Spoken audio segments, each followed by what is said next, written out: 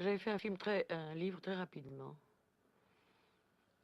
C'est-à-dire qu'après avoir pensé à ce livre pendant un an, j'ai fait le livre en une semaine, dans des conditions mentales très difficiles. C'est-à-dire que c'est un livre qui m'a beaucoup angoissée et je ne le connaissais que très peu. J'ai eu envie de connaître mieux ce livre, donc de le voir et de l'entendre.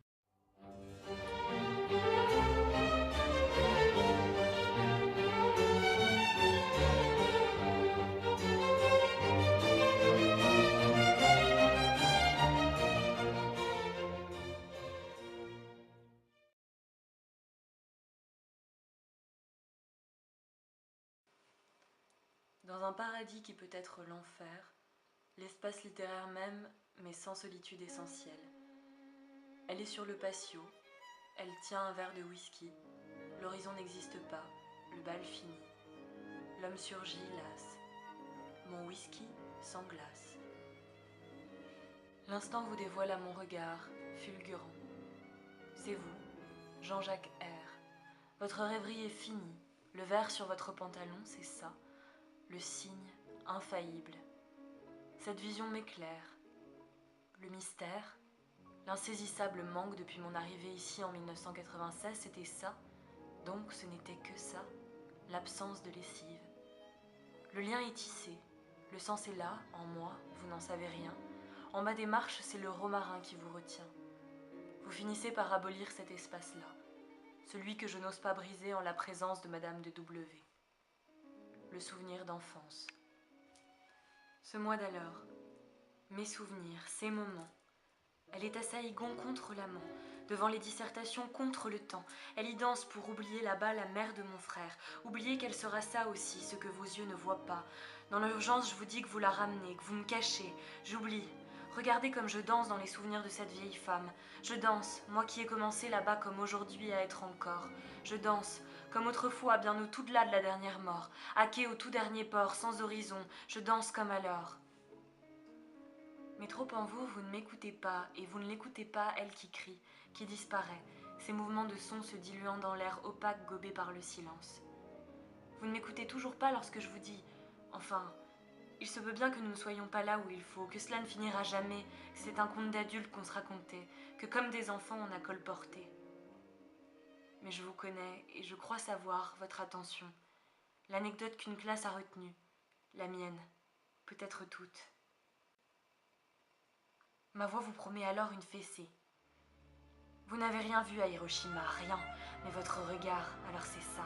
Moi qui n'ai rien vu non plus, moi qui n'ai pas vu ça. 10 000 degrés sur la terre.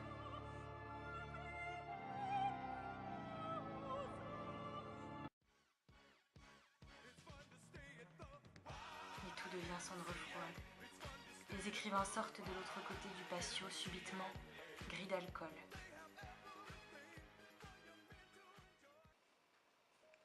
Vous me considérez, nous nous voyons. Je dis que je vous connais, votre visage aussi entre peur et fierté. Pour votre image comme la mienne, les médias, les pastiches, comme vos persécuteurs, je vous explique que je sais. Vous me dites que Voltaire vous a fait tomber par terre et votre barque perforée la semaine dernière, votre pantalon gorgé d'eau, c'est la faute à Diderot. Je vous dis que j'ai désappris le temps ici. La semaine dernière n'existe plus. Je me reprends. Je me réapprends. Elle n'existera plus. Jamais. Vous me dites, vous auriez dû lire Robinson Crusoe, du moins les 1000. Que j'aurais dû me faire un poteau. Ce n'est pas grave, vous me montrerez le vôtre, à l'écart des autres. Le temps existera à nouveau pour moi. Vous me le promettez comme le feu. Un homme sur le côté rit. Puis vous rebondissez, rapidement vous me dites « L'enfer, c'est les autres ». Mon doigt se lève. Il vous montre là-bas une pipe sous des yeux à en remercier la nature. Le dégoût passé, vous riez. Vous me regardez. Vous vous excusez. Je vous dis « Il l'a écrit ». Vous me dites que vous l'avez pensé. Je vous dis que c'est fabuleux, mais que c'est dommage et que c'est triste, que c'est moi, que c'est nous. Je vous le nomme. Jean-Paul S. Vous dites, ce doit être le Jean alors, la cause de cette découverte. Je ne relève pas. Votre œuvre, c'est peut-être ça, l'enfer et les autres. Alors vous enchaînez sur Grimm. Je vous arrête. Le XXe siècle, la simplicité, la concision, les forêts y sont appropriées. À quoi bon s'y perdre et pénétrer, s'y retourner l'âme envers et contre elles? On les retourne, on les possède, surtout ne pas s'y laisser aller. Les sorcières en leur sein, vous comprenez?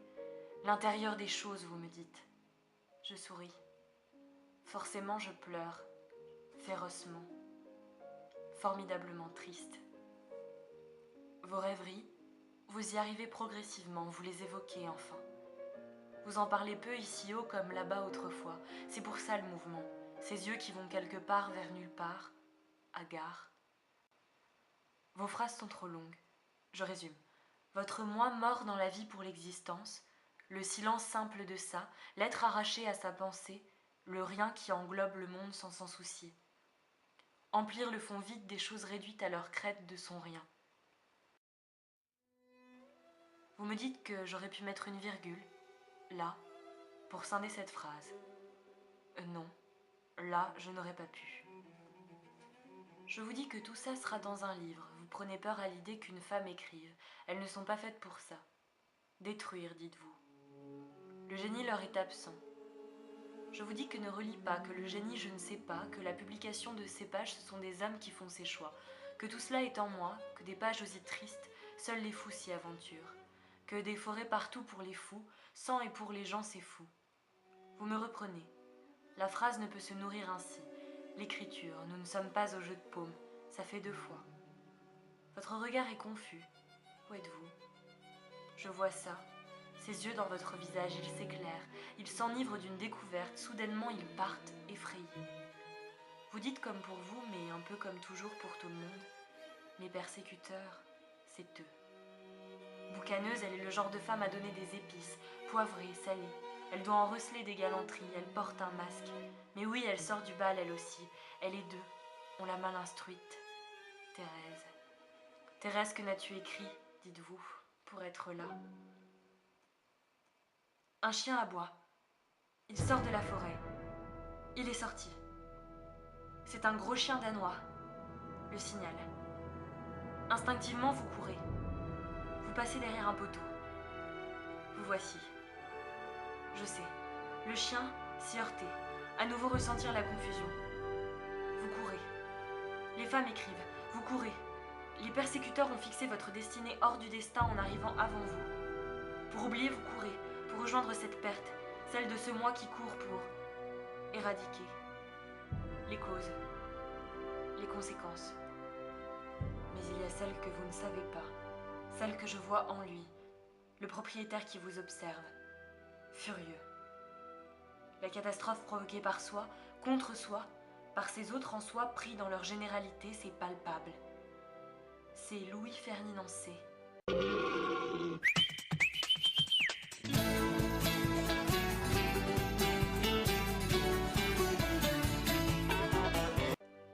Sur la terrasse, il heurte les syllabes, maladroitement comme les marches qu'il descend, interdit par vous, et sur son épaule Toto qui caquette, interdit de cette interdiction-là aussi.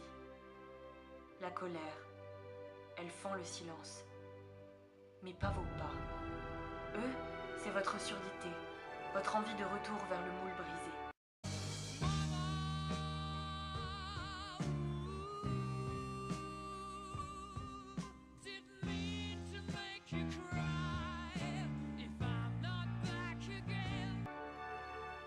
Louis-Ferdinand C.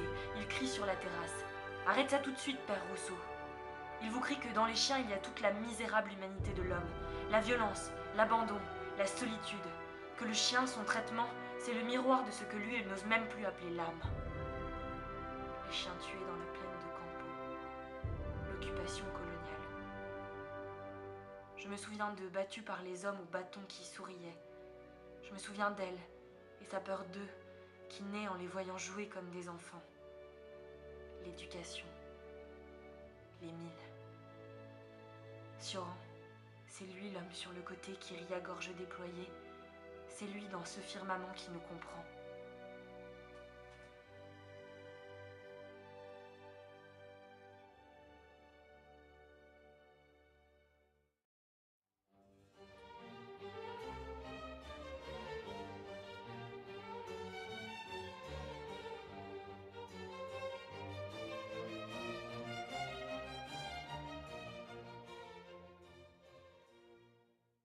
vrai qu'on ne raconte plus rien dans les romans. C'est d'ailleurs pour ça que j'en lis fort peu. Vous avez vomi? Oui. Comment était-ce?